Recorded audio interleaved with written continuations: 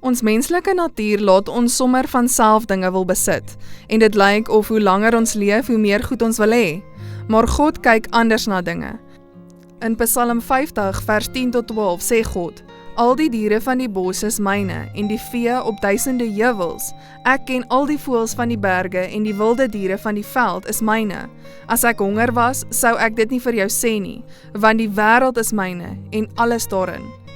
Dan sê hy in Deuteronomium 8 vers 17 en 18, jy kan dalk in jou hart sê, my krag en die sterkte van my hand het vir my hierdie rykdom verkry, maar jy moet die Here jou God onthou, want dit is hy wat jou die krag gee om rykdom te verkry, sodat hy sy verbond kan bevestig, wat hy aan jou voorvaders met 'n eed beloof het, soos dit is vandag.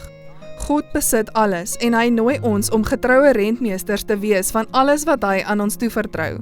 'n Rentmeester is iemand wat iets bestuur namens die eienaar.